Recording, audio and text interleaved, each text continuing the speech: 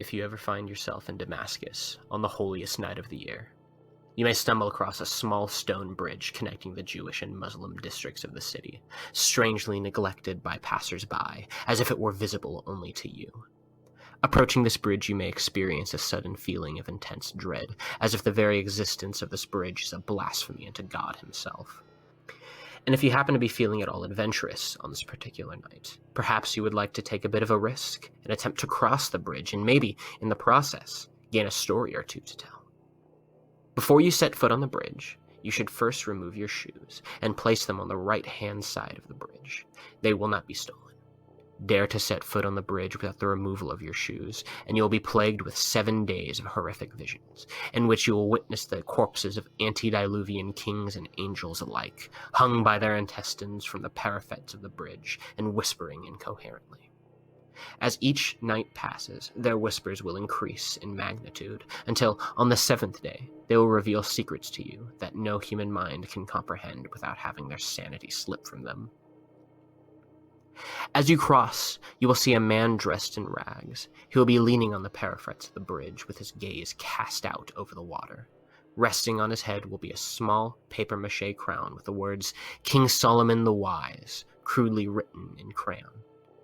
If you're lucky, he will call to you if you pass. If you're not, you should continue walking as if completely oblivious to the situation. As you reach the end of the bridge, you should stop, say a short prayer to whatever God you believe in, and without looking back, cross the bridge to your starting point. Retrieve your shoes and go about your day as if nothing happened, and under no circumstances should you approach this man. Any unsolicited attempt to make contact with him will be taken as an invitation for him to inhabit your body, giving him the freedom he has so long desired for, and so long been rightfully denied, damning you to an eternity in his place. However, if the man does decide you are worthy, he will call to you by name. He will greet you as an old friend, perhaps calling you by a childhood nickname and offering you a handshake.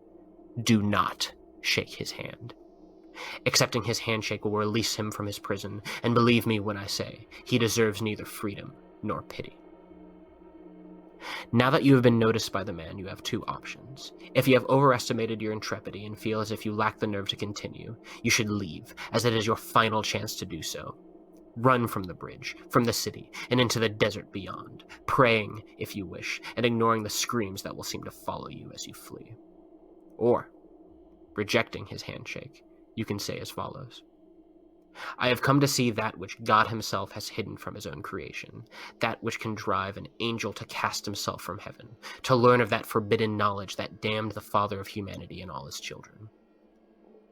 To this, the man will reply with a simple nod, and motion for you to follow him across the bridge. As you cross, you are to keep your eyes forward, staring at the man at all times and remaining silent. Now, I'm not entirely sure as to why this is, as I myself am not nearly brave enough to disregard these instructions. However, I have heard that if you dare to look beyond the bridge, you will witness the unfathomable. Time will slowly unravel around you, folding into itself and ultimately becoming completely irrelevant.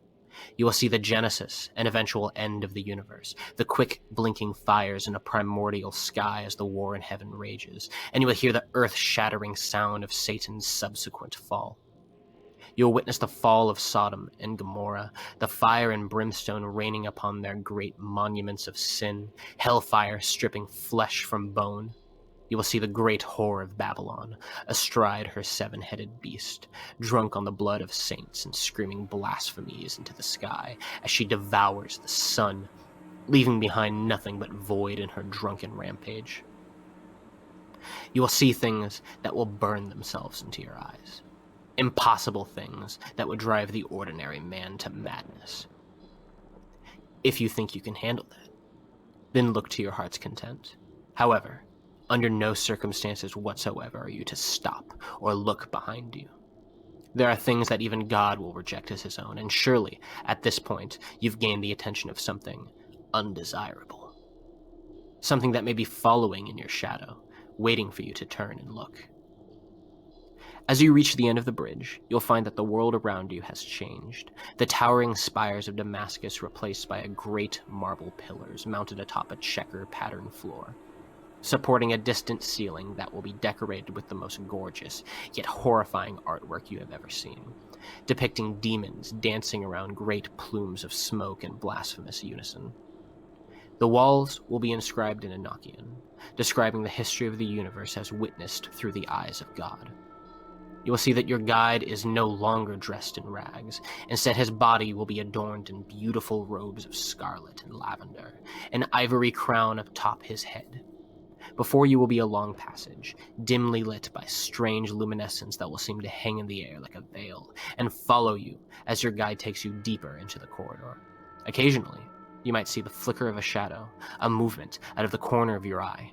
Ignore this, and don't bother with prayer at this point. God has abandoned this place and its inhabitants long ago. Finally, you will reach a dead end, walled by a stone pedestal, upon which you will find a small book, bound in the flesh of the lion and inked in the blood of the lamb. There is a reason that God went to such great lengths to keep this book hidden, and the fact that he did so was reason enough for me to leave it alone and fall to my knees, begging my guide to get me out of that godforsaken place, to which he gladly complied. However, I've heard that the book contains some unfathomable secret, the likes of which could bring an empire to ruin. I've heard some say that the inside is an in-depth description of the face of God, or that the book is a guide to find the Garden of Eden and its fabled fruit. Others have claimed that it's something more, something incomprehensible to man, and learning what exactly it is would make you something else entirely. If you think you're up to the task, maybe you could find out for yourself sometime.